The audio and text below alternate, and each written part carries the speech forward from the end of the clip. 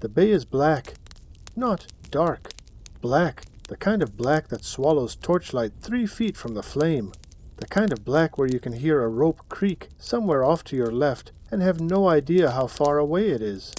It is November 1809, in a stretch of water near Lantau Island off the coast of southern China, and a woman is standing on the deck of a battered junk, a wide-bellied wooden ship with sails made of bamboo matting, looking out at a wall of moving fire. 43 ships are burning on the water, and every one of them is drifting straight toward her. They aren't an accident. Somebody built them this way on purpose, packed them with straw, gunpowder, and oil, set them alight, and released them into the current like 43 floating bombs with only one job: drift into her fleet and burn it to the waterline.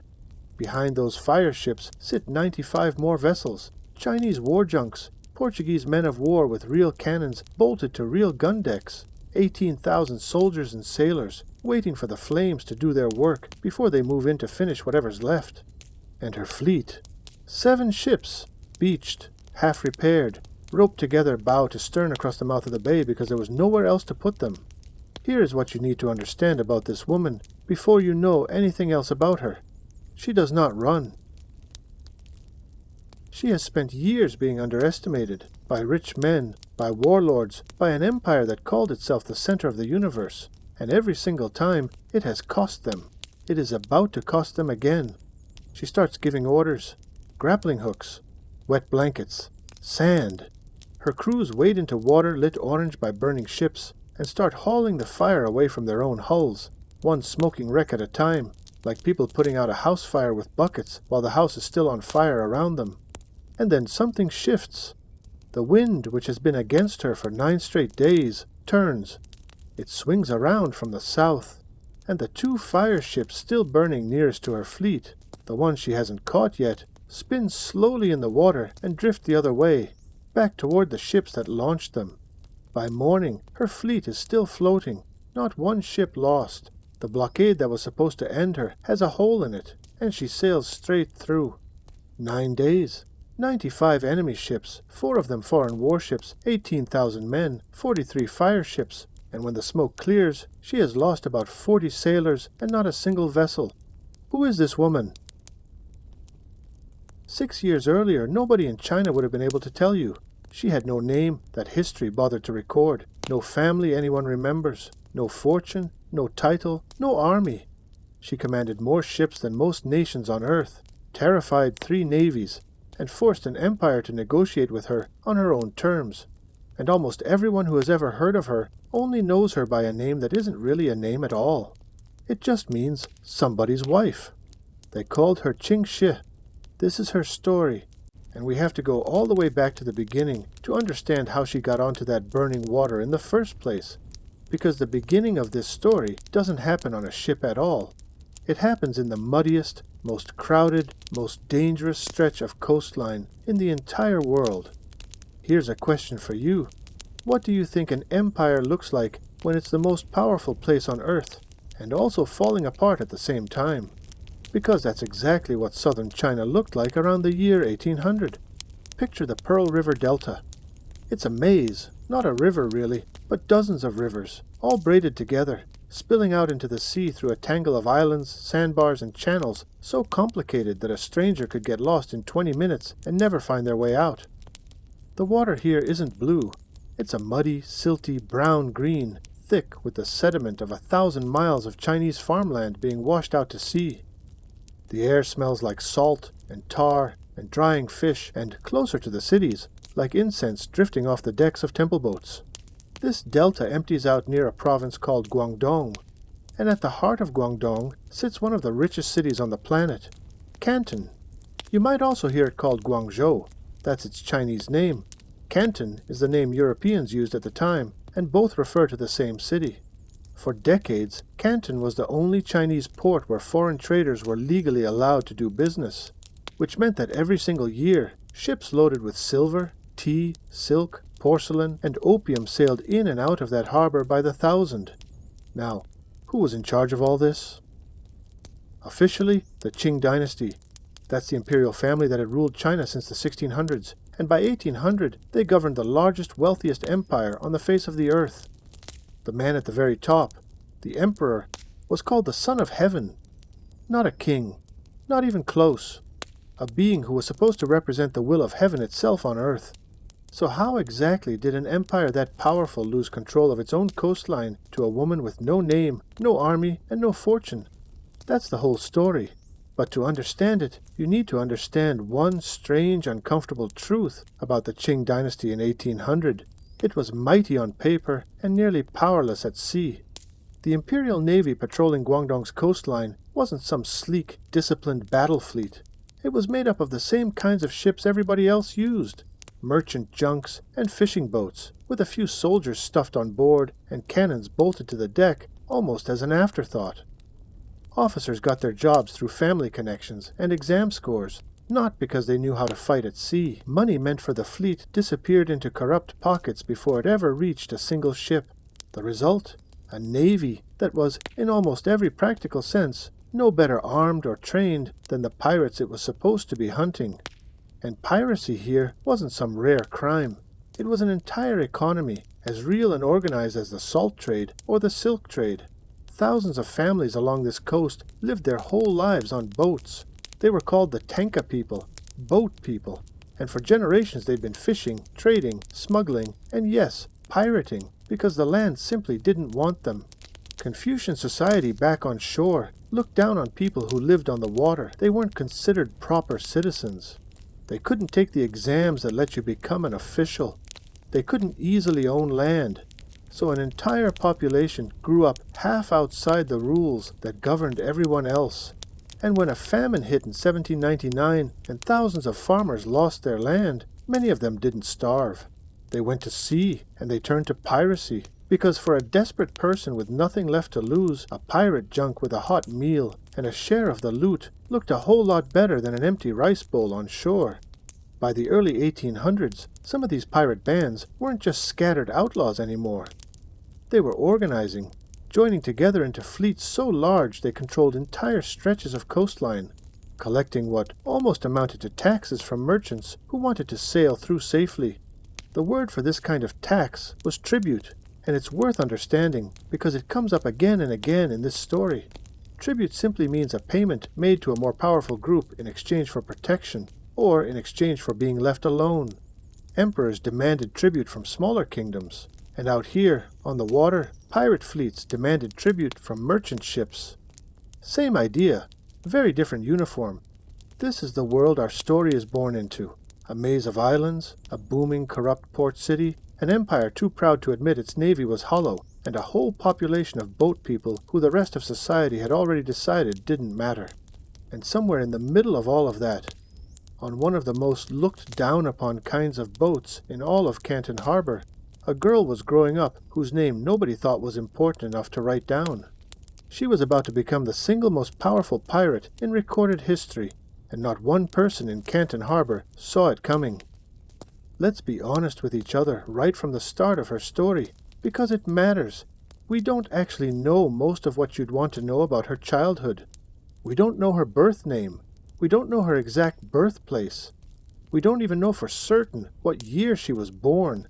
Different old records put it anywhere between roughly 1771 and 1785, though most historians land somewhere around 1775.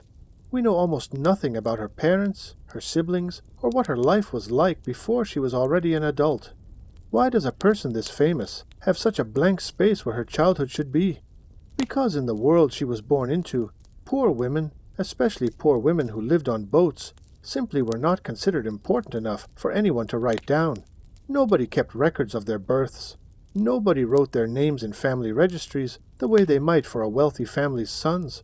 History, as it was recorded back then, mostly noticed people who had money, land, or power. She had none of the three, not yet.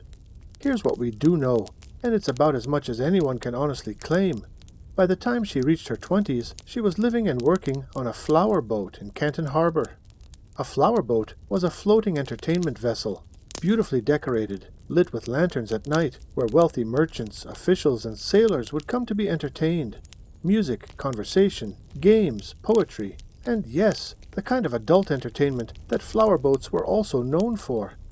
It's a part of her story that's often mentioned but rarely explained well. So here's the honest, age-appropriate version. Flower boats were part of Canton's floating nightlife, and life there was hard, and it offered almost no real freedom to the women who worked on them. But here's what made her different from everyone else on that boat, according to the handful of accounts that survive. She was sharp, watchful, the kind of person who noticed everything, who was talking to whom, which merchant had just lost a fortune, which official was quietly worried about his career, which ships were sailing where and when. A flower boat, it turns out, is an incredible place to gather information, if you're smart enough to actually pay attention, and she was. Think about this for a second. Almost everyone with real power in Canton, merchants, ship captains, even government officials, passed through establishments like the one where she worked. Which means, without anyone realizing it, she was sitting at the exact center of a web of information about money, shipping, and power in one of the richest port cities on Earth. She just needed a way to use it. In the floating villages along the South China coast, life didn't follow the same rules as life on land. On shore, in traditional Confucian society, women were expected to stay out of public and business affairs almost entirely. But among the boat-dwelling communities, fishing families, smugglers, and eventually pirates, that rule bent, sometimes broke completely. If a fisherman died at sea, it was often his widow who took over the boat, the nets, and the business, because who else was going to do it? Nobody blinked. That difference, the gap between how women were treated on land and how they were treated on the water, is going to matter enormously later in this story. Remember it. For now, though, she was just a young woman on a boat in a crowded harbor, with sharp eyes, a sharper mind, and absolutely no path forward that anyone on shore would have recognized as a future. Have you ever been in a room where everyone assumed you were the least important person there? Where nobody bothered explaining anything to you because they figured you wouldn't understand or wouldn't matter? That was every single day of her life on that flower boat. And then, sometime around the year 1801, a man walked or sailed into her life who was about to change everything. His name was Ching Shih, and he was one of the most feared pirate lords on the entire South China coast. She was about to make a decision that nobody expected a woman in her position to be allowed to make at all. Here's the legend, the version of this story that gets repeated in 100 pirate books. Ching Shih's men stormed onto the flower boat, seized her, and dragged her back to his ship to become his wife, whether she liked it or not, and that she fought back so fiercely, with such nerve, that Ching Shih respected her on the spot. It's a dramatic story. It's been told for 200 years, and we need to be honest with you. We don't actually know if it's true. There's no solid historical record confirming that a kidnapping happened at all. So what do we know? We know Ching Shih came from a family that had been pirates for generations. Some accounts trace his family's connection to piracy all the way back to the 1600s, to the chaos at the end of the Ming Dynasty. Piracy, for his family, wasn't a crime they'd stumbled into. It was practically the family business. We know that by 1801, Ching Shih was already a serious commander, sailing with and fighting alongside pirate fleets that had been serving as privateers for the Tay-Son dynasty in Vietnam. A privateer, by the way, is different from an ordinary pirate. Privateers are given official permission by a government to attack that government's enemies at sea. So for years, Ching Shih's fleet had actually been working for a government, just not the Chinese one. And we know that somewhere in 1801, Ching Shih and this young woman from the flower boat were married. She was around 26 years old. Here's the account that many historians consider better supported than the kidnapping legend. Rather than being forced into anything, she negotiated the terms of the marriage herself. She agreed to marry Ching Shih, but only if she got something real out of it in return. Not just a household, not just a title, a genuine share of power, authority over parts of his operation, a cut of the earnings, and a real voice in how things were run. Think about how remarkable that is. This is a woman with no family fortune, no noble title, no army of her own, sitting across from one of the most dangerous men on the South China coast, and instead of simply accepting whatever she was offered, she negotiated. She said, "I'm worth more than a wife who stays quiet in the background. Prove it." or find someone else. And Ching Yi agreed. Once married, she became known by the name history would remember her by, although honestly it's not really a name at all. In Chinese, Ching Yi Sao simply means Ching Yi's wife. Ching Shih, the name you'll hear most often in English, actually comes from a slightly later stage of her life and roughly means Cheng's widow. Neither one is the name her parents gave her. We may never know what that name was. Imagine spending your entire life building the single most feared organization on an entire coastline and having history remember you essentially by the phrase, somebody's wife. That's not a footnote. That's the whole point of her story. She took a title that was meant to erase her and turned it into the most feared name on the South China Sea. From the very start of the marriage, she wasn't sitting quietly below deck while Ching Yi made all the decisions. According to accounts from the time, she was at his elbow for the strategy, the business deals, the day-to-day running of an operation that was quickly becoming massive. Merchants who wanted to sail safely through pirate-controlled waters didn't just deal with Ching Yi. They dealt with her too, sometimes especially her. But a marriage between two ambitious pirate leaders was really just the beginning.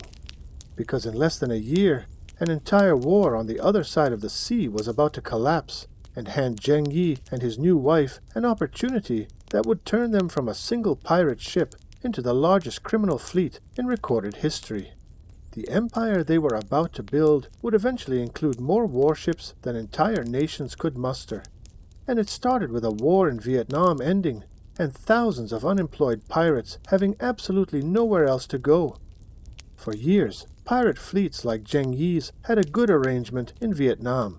They fought as privateers for the Tay Son dynasty, a Vietnamese government locked in a long civil war, which meant Vietnam gave them official cover, supplies, and legitimacy in exchange for their swords and cannons in Vietnam's war.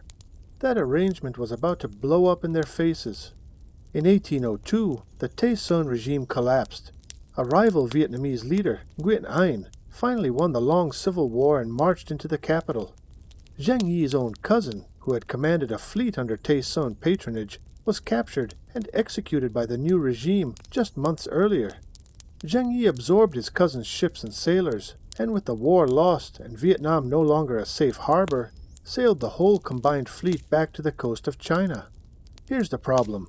Thousands of trained, battle-hardened pirates had just lost their patron, their paycheck, and their legal protection, all at once. And they were washing up on the coast of Guangdong with nothing to do and no reason to stop fighting. For a while, chaos followed. Different pirate bands fought each other over turf, resources, and territory along 1,500 miles of jagged coastline. Eventually, though, some of the smartest and most ambitious leaders realized something. Fighting each other was pointless. If they combined forces instead, they could control the entire coast.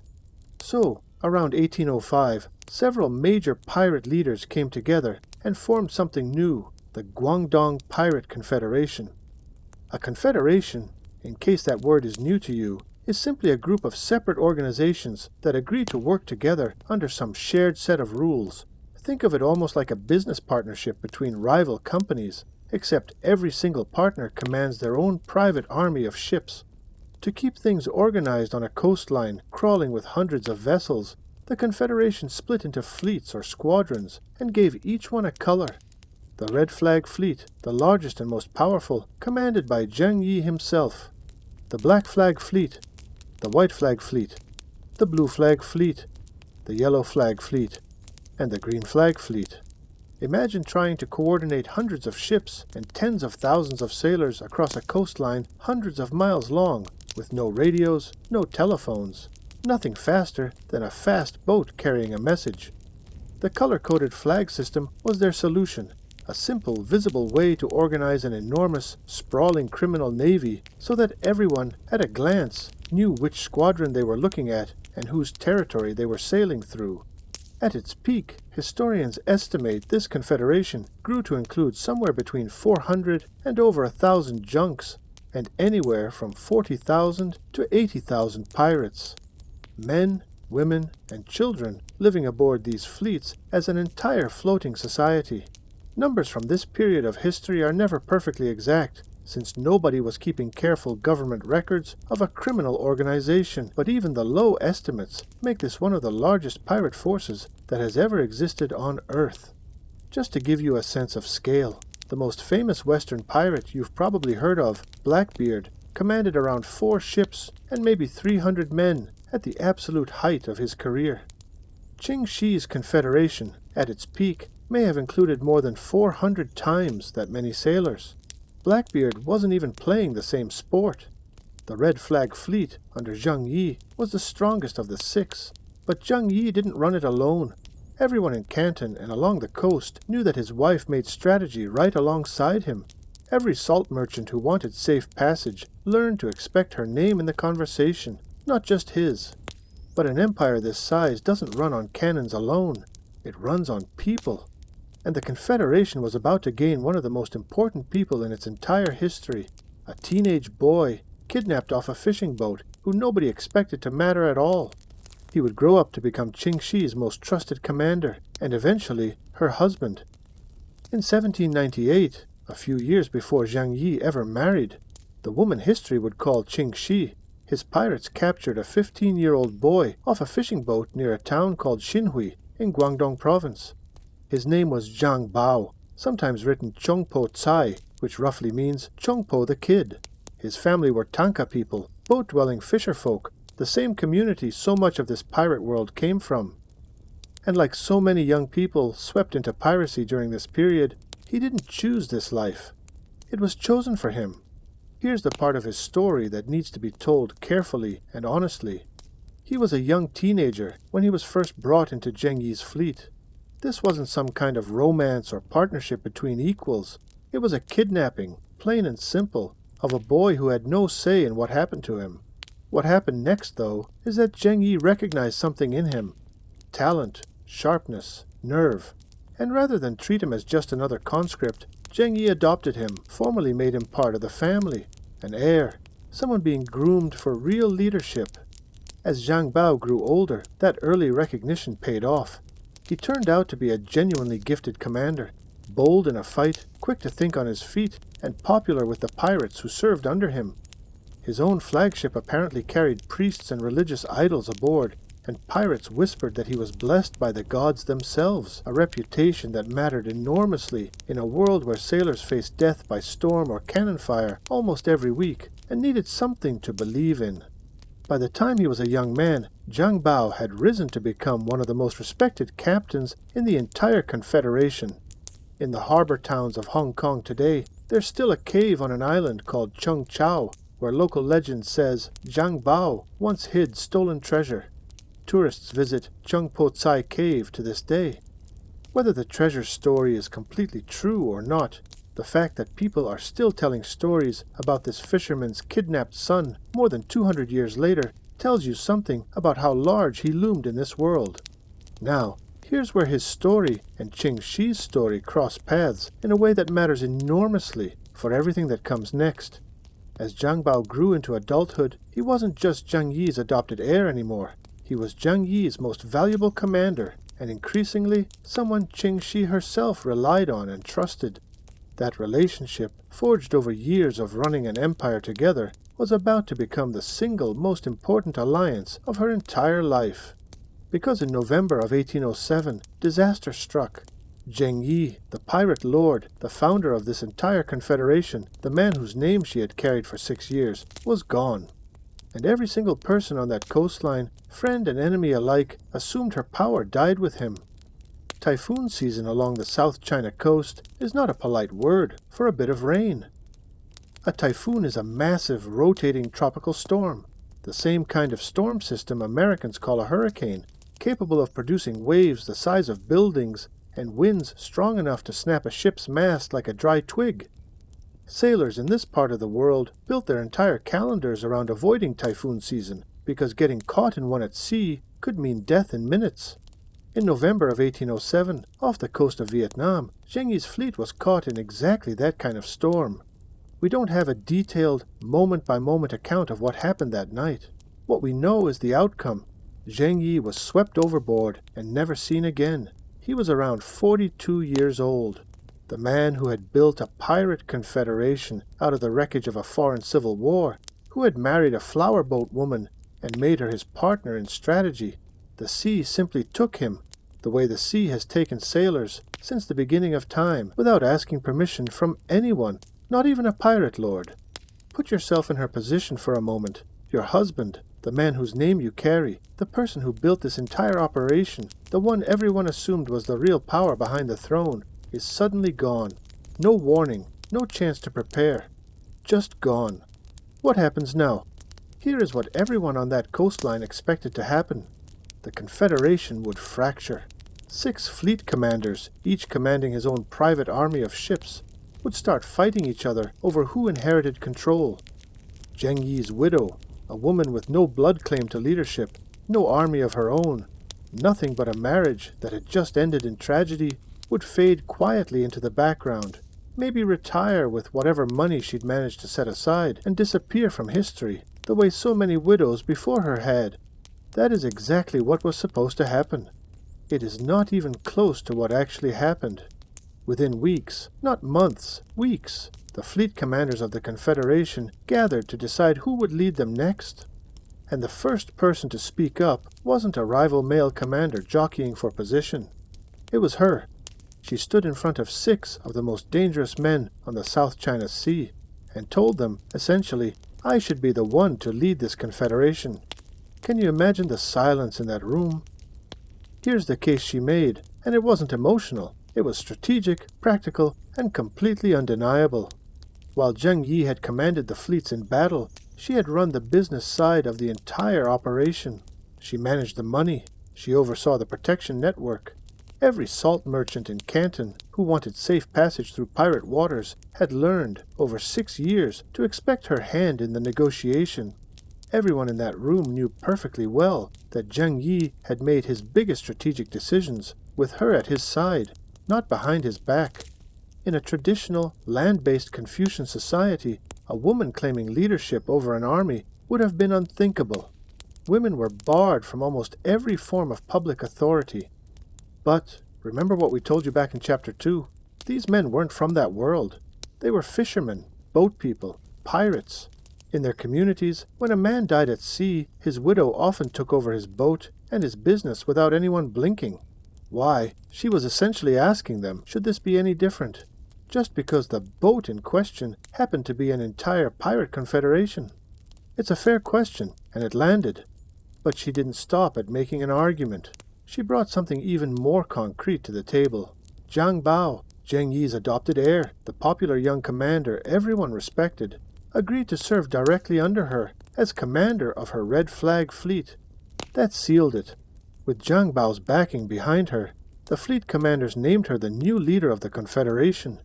And to lock that alliance into place for good, she and Zhang Bao entered into a partnership that went beyond politics. Within weeks of her taking power, they became partners in every sense of the word, eventually marrying. It's important to say this plainly and without romantic spin. By this point, Zhang Bao was a grown man, an established commander in his own right, and their relationship was, first and foremost, a strategic alliance that cemented her leadership and bound the Confederation's most capable young commander to her side for good. Some historians believe Ching Shih and Zhang Bao may have already been close before Ching Shi's death. We can't know for certain, and it honestly doesn't change the outcome. What matters is what happened next. With Zhang Bao standing beside her as her second-in-command and husband, nobody in the Confederation could seriously challenge her right to lead. She got to work immediately, and her very first act as leader tells you everything you need to know about how she intended to run this empire. The Confederation had grown enormous, somewhere around 70,000 pirates and well over 1,000 vessels by this point. And enormous organizations without discipline don't stay organizations for long. They become mobs. She understood that better than anyone. So her first order of business wasn't a raid or a battle or a show of force. It was a law.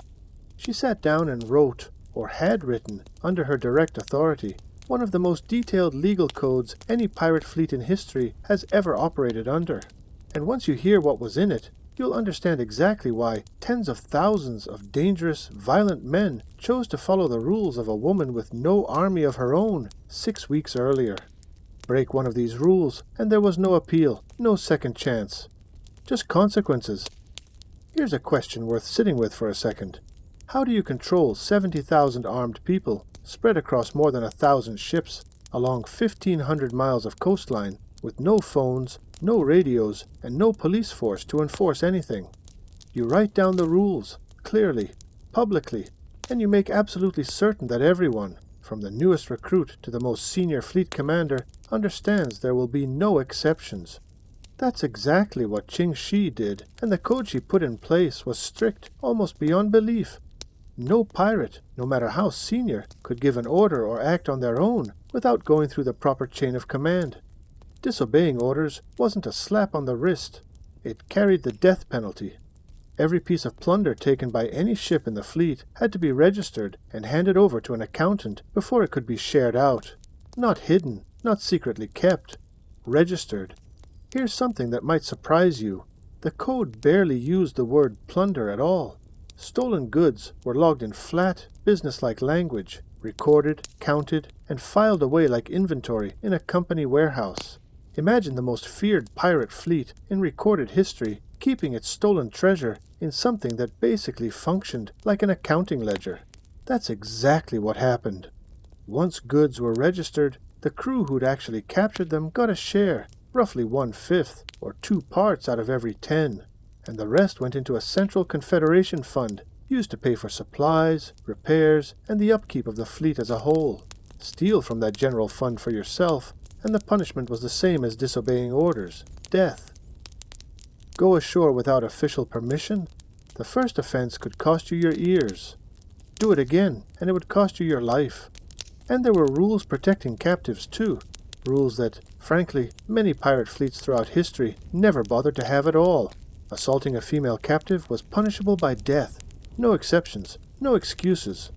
Now, was this code always perfectly enforced, every single time, on every single ship? Almost certainly not. No organization this size, spread across this much water, could enforce every rule perfectly all the time. But the fact that the rules existed at all, written down and applied with real, visible consequences, is what allowed her to hold together an organization of this size for years when so many pirate confederations throughout history collapsed into infighting within months. Compare this for a moment to the loose, informal pirate codes you might have read about from Caribbean pirates of the same general era, rules that were often just verbal agreements between a captain and his crew, applying to a single ship. Ching Shih's code governed an entire coastline, thousands of ships, tens of thousands of people.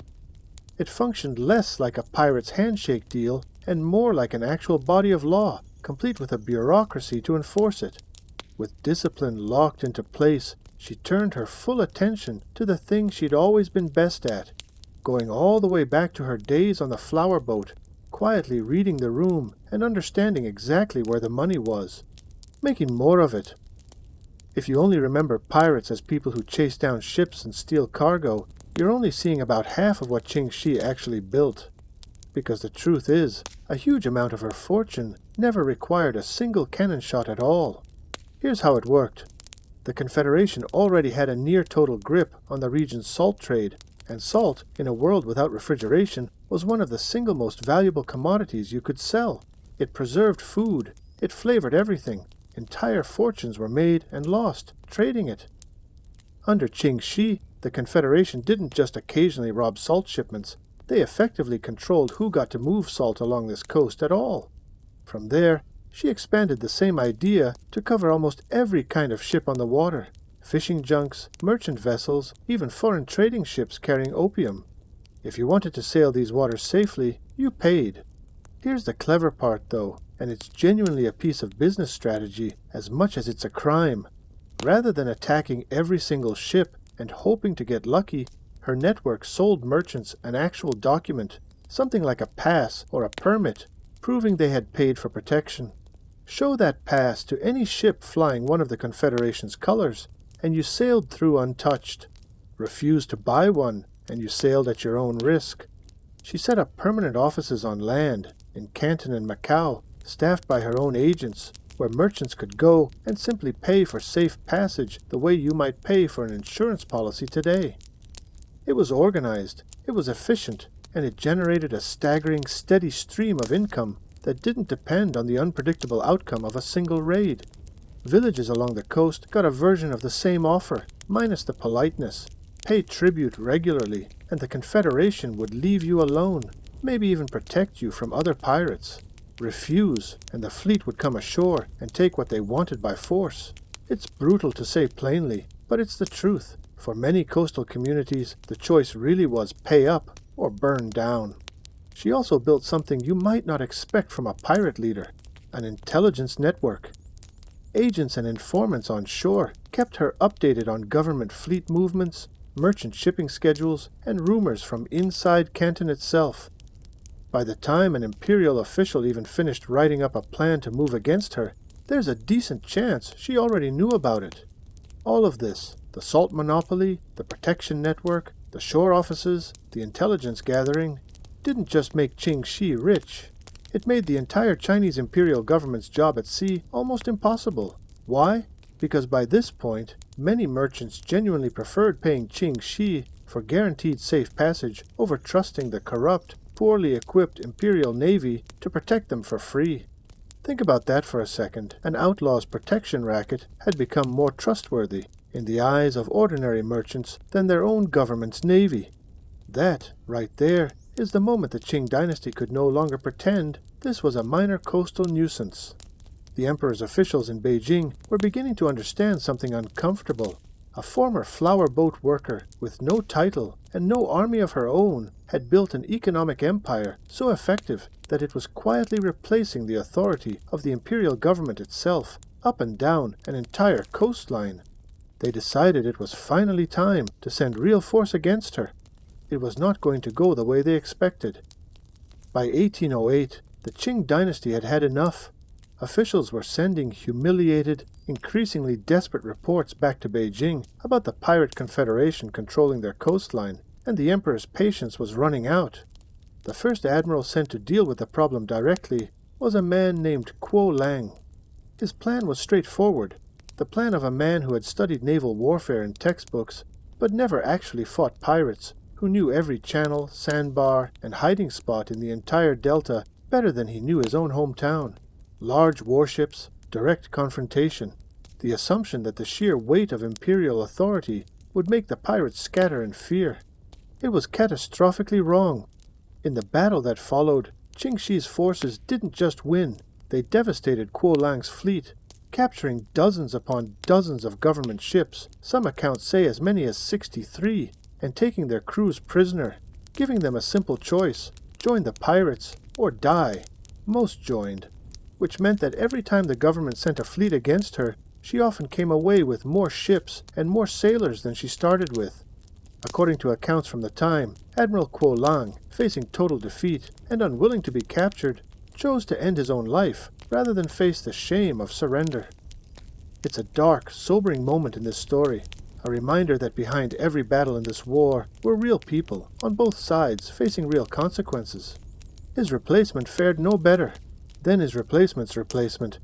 In September of 1808, Zhang Bao lured a government brigade general named Lin Guoliang into a trap and destroyed his entire 35-ship fleet near Mazhou Island. Just 1 month later, in October, he tracked down and defeated another government commander, a lieutenant colonel named Lin Fa, near Weiyuan Island. Between those two battles alone, the Chinese provincial fleet was cut roughly in half, clearing the way for Ching Shih's ships to sail deep into the Pearl River itself, toward the very edge of Canton.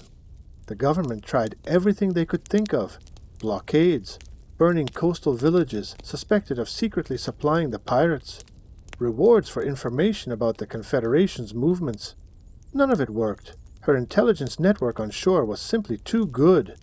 Have you ever noticed how, in stories like this, the side that's supposed to have all the advantages, more money, more ships, more soldiers, keeps losing anyway?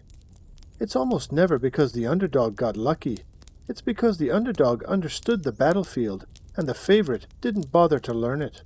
Now, there's one battle from this period that deserves more than a quick summary. It's one of the strangest naval battles you'll ever hear about, and it happened in July of 1809. Picture this. You are a sailor aboard one of Ching Shih's junks. It is the middle of summer, and the heat presses down on the water like a wet blanket. The sea around you is glassy, perfectly, eerily flat, not a single ripple, not a breath of wind. Somewhere out there, hidden in the haze, sits a Chinese imperial fleet, sent to finally destroy the Red Flag Fleet once and for all. But nobody is moving. Nobody can move. Without wind, the great sailing junks on both sides are frozen in place, sails hanging limp and useless against their masts, like a battle painted onto a piece of glass. You can hear your own breathing. You can hear water dripping off an oar somewhere down the line. The heat is suffocating. Sweat runs down your back under a thin cotton shirt. Somewhere, a crewmate mutters a prayer to whatever god he trusts to get him through the day. And then word comes down the line, past ship to ship, voice to voice. No wind, no waiting. Into the water. You strip down what you can, grip your weapon, and lower yourself over the side into water as warm as bath water. Around you, dozens, hundreds of your crewmates are doing exactly the same thing, sliding silently into the sea, swimming through the still heavy heat toward the enemy ships sitting motionless just ahead. Nobody expects this. That's the entire point. An admiral who spent his whole career thinking about cannons and sails and wind direction never once prepared for an enemy who would simply swim to him and climb up the side of his own ship. By the time the government sailors realize what's happening, pirates are already pulling themselves over the rails, dripping wet, weapons raised, and the ship they thought was safely anchored in dead calm water is no longer theirs at all. That's not a legend. That's a documented tactic Ching Shih's fleet actually used. Because when there's no wind to sail with, and giving up isn't an option, you find another way across the water.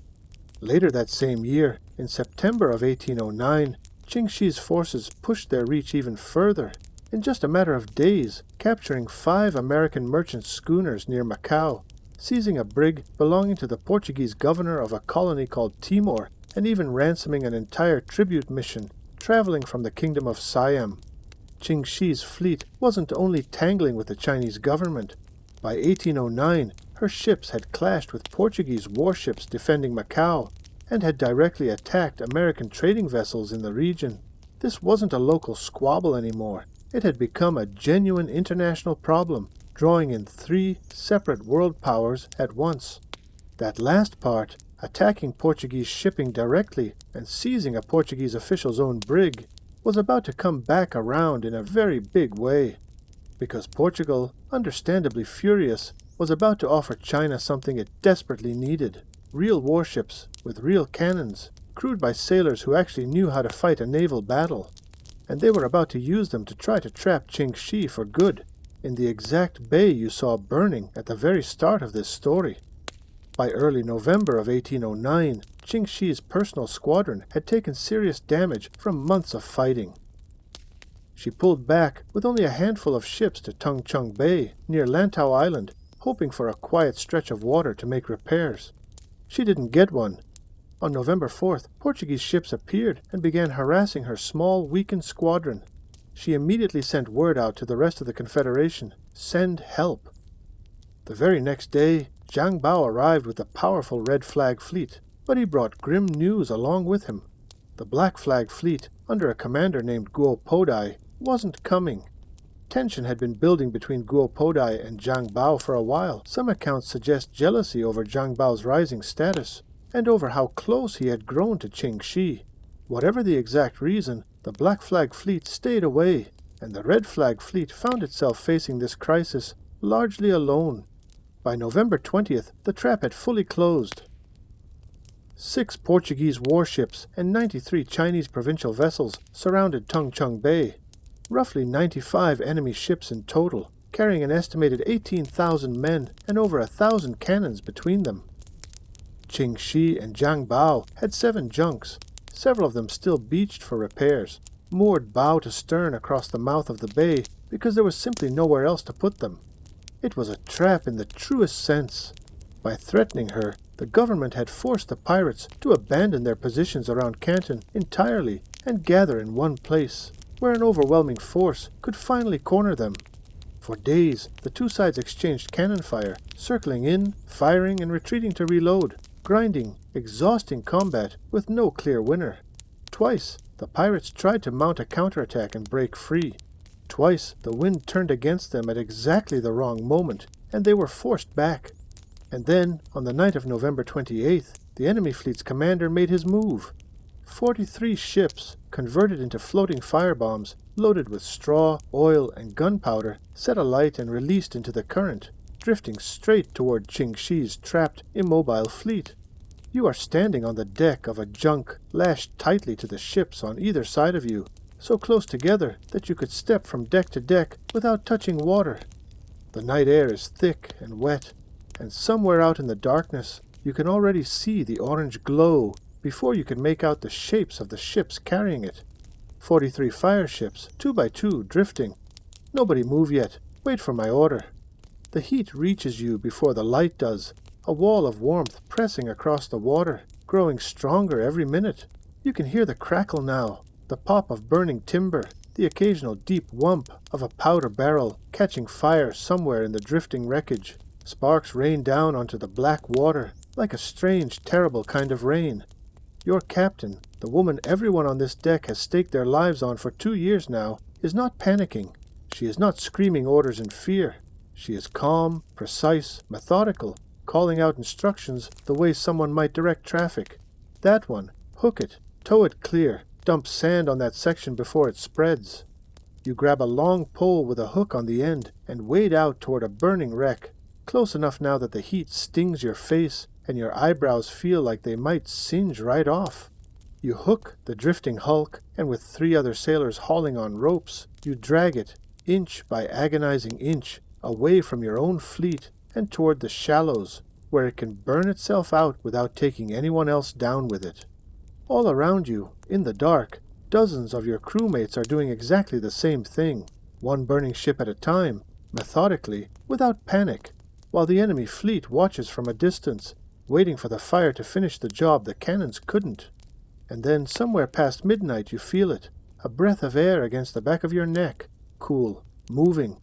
The wind has turned. It swings out of the south, and the last 2 fire ships, still drifting toward your fleet, begin to curve, slowly, then faster, back the way they came, back toward the very ships that launched them. You watch, exhausted, soaked, and half burned, as 2 of the enemy's own vessels catch fire from their own weapon. By morning, every ship in your fleet is still floating. Ching Shih ordered the beached junks towed out and made ready to sail. The next morning, with the wind now behind her, her fleet slipped through the blockade, using older, expendable vessels to shield the rest of the ships from cannon fire as they broke free into open water. 9 days, 95 enemy ships, 18,000 men, 43 fire ships. And she had lost around 40 sailors, and not one single junk.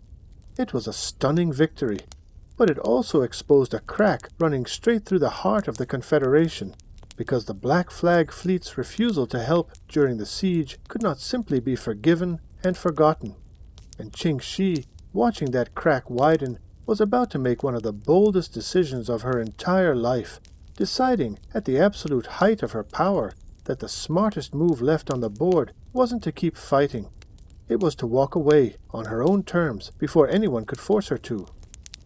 In the weeks after the siege at Lantau, exactly what Ching Shih feared began to happen. Furious at Guo Podai's refusal to help during the siege, Zhang Bao attacked the Black Flag fleet directly in December. Guo Podai won that battle, but seeing which way the winds of fortune were now blowing, he made a calculated decision.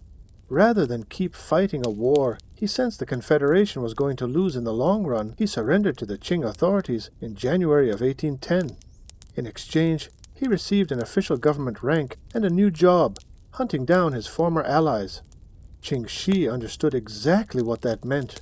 The Confederation, at the very peak of its power, had already begun to come apart from the inside. Here's the remarkable thing about what happened next.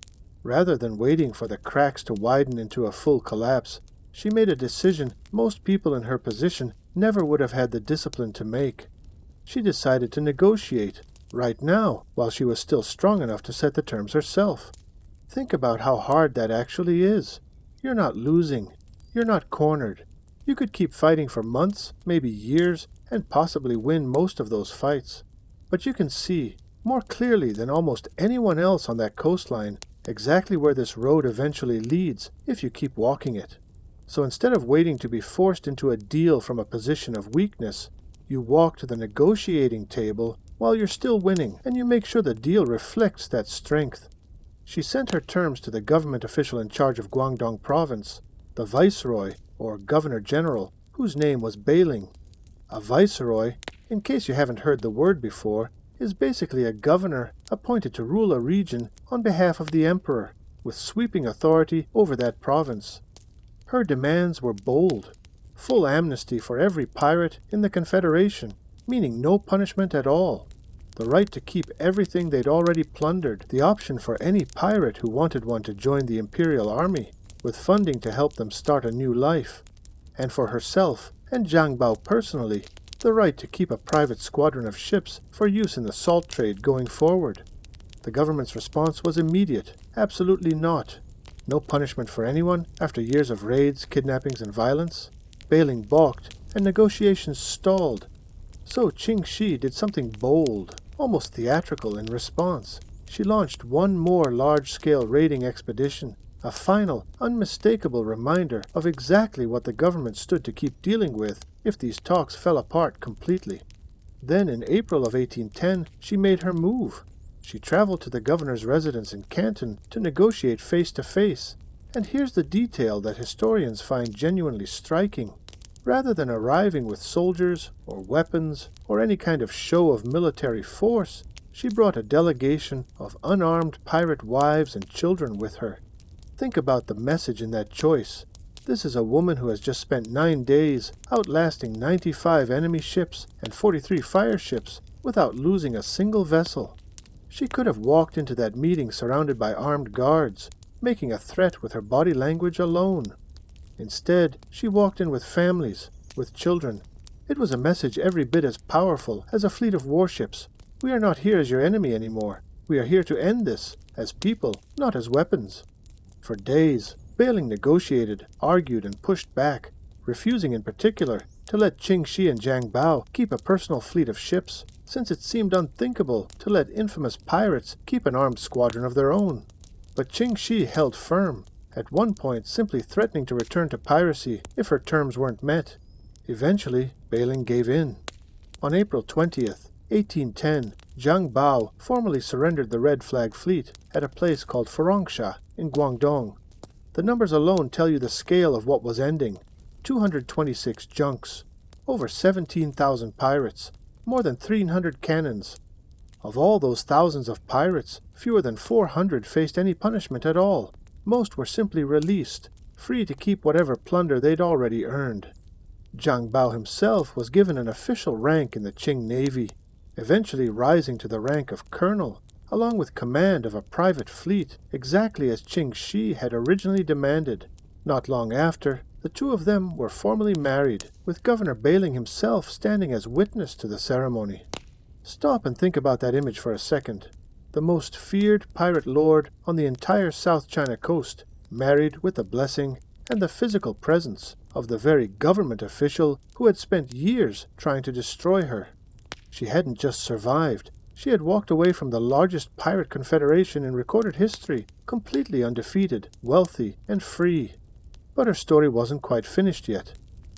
After the surrender, Zhang Bao settled into his new life as a Qing naval officer, eventually using his old skills to hunt down other pirates still operating along the coast, the same coast he'd once ruled from the other side. He and Ching Shih had a son together.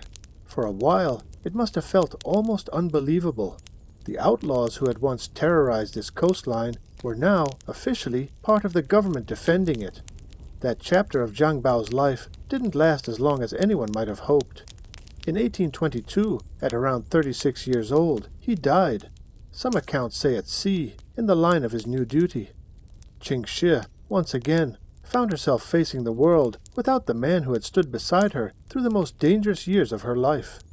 But this time, there was no empire left to fight for, and honestly, there didn't need to be. She had already won. She returned to Canton, wealthy from decades of plunder and protection money that the amnesty had allowed her to keep, and settled into a life that was, by any reasonable definition, ordinary. She opened and ran a gambling house, a business that, fittingly, still lived somewhere along the blurry edge between fully legal and not quite respectable, much like everything else in her remarkable life. For more than 3 decades after her surrender, one of the most feared pirates in recorded human history lived a quiet, comfortable, largely uneventful life as a Canton businesswoman. No manhunts, no trials, no prison, just decades of ordinary prosperity, running her gambling house, watching her son grow up, in the very city whose merchants had once paid her for safe passage. She died around 1844, at roughly 68 or 69 years old, an old woman by the standards of her time, passing away peacefully, decades after the last cannon she ever commanded had gone silent. Here's a strange little postscript to her story. Some historians point out that the Qing dynasty never really learned the lesson her career should have taught them, that their navy was dangerously weak, and that a coastline this size needed real modern naval defense. Less than 30 years after her surrender, foreign warships, this time British ones, arrived off the coast of China during a conflict known as the Opium Wars, and found an imperial navy every bit as outmatched as the one Ching Shih had spent years humiliating.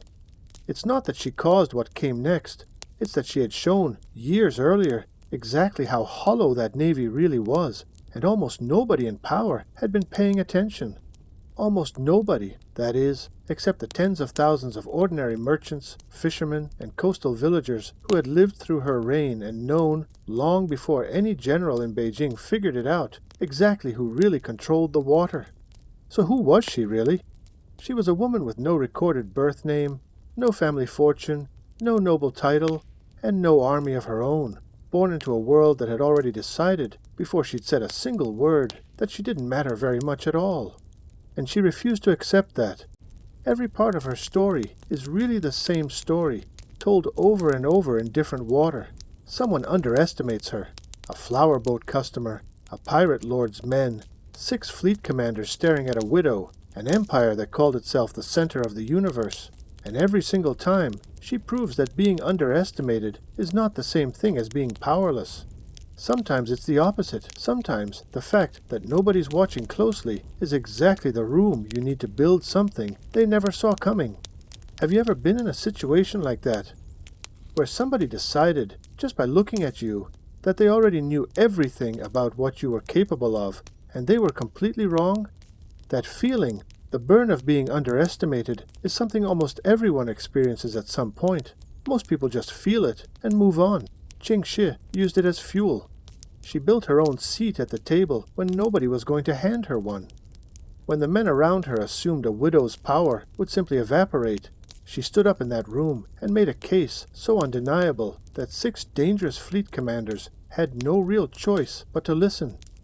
When her husband gave her nothing but a title, she turned that title into the most feared name on an entire sea. And here's maybe the most important part of her whole story, the part that separates her from almost every other pirate you've ever heard of. She knew the difference between fear and respect, and she knew exactly when a fight had stopped being worth having. Most pirates in history don't get a peaceful ending. Blackbeard died in a bloody fight, his head cut off and hung from a ship's bow as a warning to others. Most of the great pirate lords of history end their stories in chains, at the end of a rope, or at the bottom of the sea. Ching Shih looked at the height of her own power. An empire bigger than most nations could ever raise, a fleet that had just outlasted 43 fire ships and 95 enemy warships, and made a choice that almost nobody in her position ever makes. She walked away while she was still winning. She traded a war she could have kept fighting for a peaceful life she got to actually enjoy, decades of it, running her gambling house in Canton, raising her son, growing old in the very city that had once paid her fleet not to burn it down.